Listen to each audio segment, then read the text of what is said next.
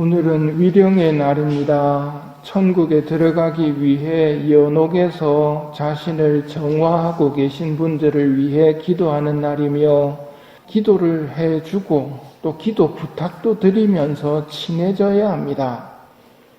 식사 후 기도를 바치신다면 연옥 영혼들을 기억하게 되어 있습니다. 세상을 떠난 모든 이가 하느님의 자비로 평화의 안식을 얻게 하소서. 전대사란 연옥에서 받아야 하는 잠벌을 해결해주는 최고의 방법인데 요즘은 그렇게 강조되고 있지는 않습니다. 이유는 예전에는 이게 피부에 와닿는 표현으로 왔습니다. 무슨 말이냐면 예수님의 이름을 한번 부르면 연옥에서의 기간이 얼마나 줄어든다고 옛날에 가르쳤을까요? 예수님의 이름 한 번에 300일 대사입니다. 예수, 마리아, 요셉하고 세 분의 이름, 성가정의 이름을 부르면 7년 대사입니다. 정성껏 성호경 한 번 끄으면 50일 대사입니다. 그런데 성수 찍어서 성호경 한 번을 끄면 2배로 늘어납니다. 100일 대사가 됩니다. 삼종기도 바치면 10년 대사입니다. 내가 삼종기도 했나 안 했나 싶을 때는 한 번 더 하십시오. 10년이 줄어듭니다. 성체 바라보면서 나의 주님, 나의 하느님 7년 대사입니다. 이렇게 표현을 예전에는 했기 때문에 신자들이 빈 시간 없이 화살 기도를 바쳤습니다. 여러분들도 원의만 있다면 후세를 위해서 대단한 재산을 모을 수 있다고 가르쳤습니다. 그렇겠지요. 연옥이라는 고통스러운 감옥에 하루만 갇혀 있어도 고통스러울 텐데 예수님 이름 한번 부르면 300일이 줄어든단 말입니다. 예수, 마리아, 요셉 하면 7년이 줄어든단 말입니다. 이런 걸 연옥 영혼들에게 양도를 하면 그분들에게 큰 도움이 되겠지요. 또 뒤집어서 생각해보면 죄라는 게 겁나는 겁니다. 작은 죄를 지어도 우리가 작다고 생각하는 거지 하늘에서 받는 형량은 어마어마할 수 있단 말이죠. 그래서 대사도 기도의 힘도 크고 죄의 힘도 큽니다. 시간 낭비하지 마시고 화살 기도를 통해서 하늘에 재산을 쌓도록 하십시오. 그런데 이런 걸 요즘은 강조를 안 하는 이유가 이런 식으로의 가르침에 문제가 조금 있습니다. 어떤 문제겠습니까?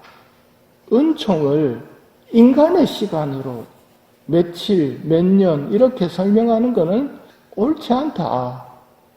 전대상가 아니면 제한된 한대상가 이렇게 가르치는 게 맞다.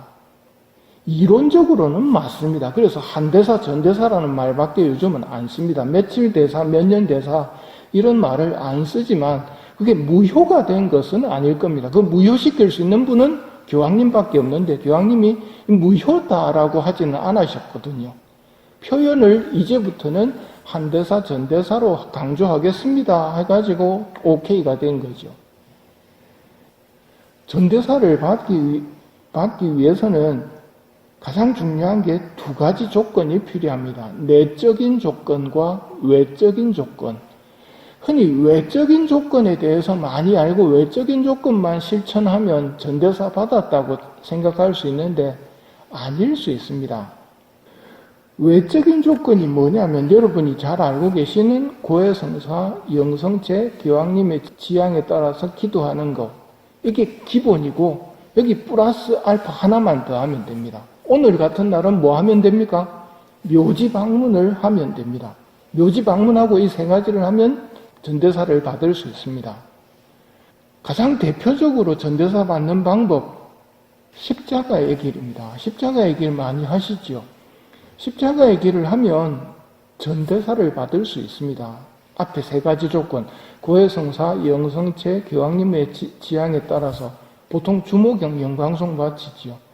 그렇게 하면 전대사가 가능합니다. 대신 하루에 한 번 살아있는 사람을 위해서는 전도사를 양도할 수 없습니다. 세상을 떠난 이들에게는 양도해 줄 수 있습니다. 즉 연옥 영혼들에게는 양도해 줄 수 있다는 말입니다. 이게 외적인 조건인데 외적인 조건들을 다 채운다고 해가지고 되는 게 아닌 것이 내적인 조건도 필요합니다. 내적인 조건은 소죄를 포함해서 모든 죄에 대한 집착을 버려야 됩니다. 이거는 기도해야 된다는 말입니다. 내가 집착을 버려야지 한다고 버려지는 게 아니지 않습니까? 죄에 대한 집착을 버릴 수 있도록 도와주십시오 하고 기도하면서 이게 내적인 조건이고 그 다음 외적인 조건을 갖추면 됩니다. 그리고 전도사를 보면 아시겠지만 연옥 영혼들을 위해서 하는 일이지만 전도사를 하다 보면 내가 거룩하게 되고 내가 예수님하고 친하게 됩니다. 나도 성장하고 연옥 영혼들에게도 도움이 되는 것이 이 전도사를 양도하는 일입니다.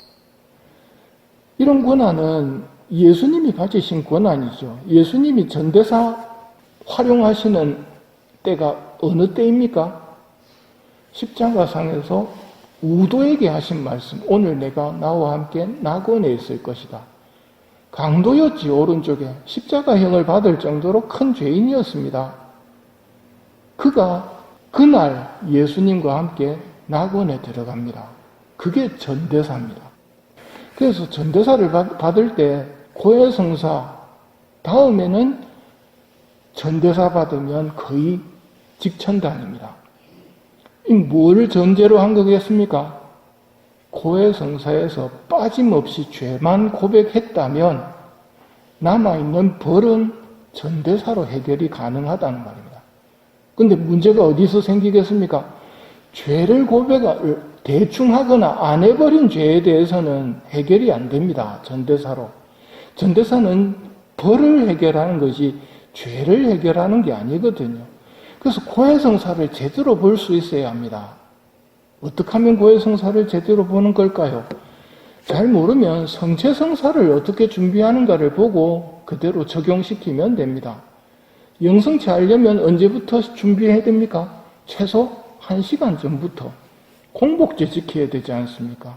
이게 성체성사에 대한 준비입니다. 고해성사도 마찬가지입니다.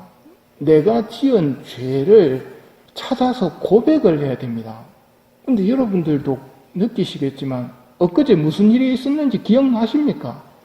완전히 잊어버리고 있는데 잊어버렸다고 해서 없어진 건 아닙니다. 근데 고백해야 될 죄가 있는데 잊어버리면 어떡합니까? 그래서 1시간 동안 고해성사를 준비하면서 성령님의 도움과 수호천사의 도움을 청하면서 하느님 앞에 조용히 앉아 있어야 됩니다. 그러면 떠올려 주십니다. 간혹 체험해 보셨을 겁니다. 과거의 죄들이 떠오르는 거. 그 고백했는가부터 성찰해 보시고 아리까리하면 다시 고백해서 잊어버리는 게 좋습니다. 죄를 수호천사와 성령님께서 고백할 죄가 있는데 모르고 있다면 떠올려 주실 거란 말입니다. 그렇게 고해성사를 준비만 한다면 하늘나라 가는데 큰 문제가 없습니다. 전도사가 언제 가장 절실하게 필요할까요? 임종 때입니다. 임종 때. 임종 때 전도사 받고 죽으면 어떻게 되겠습니까?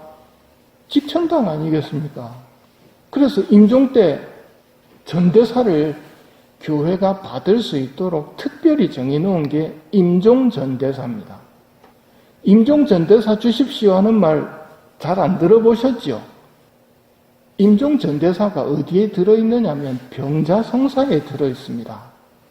그러니 병자성사를 신청하셔야 됩니다.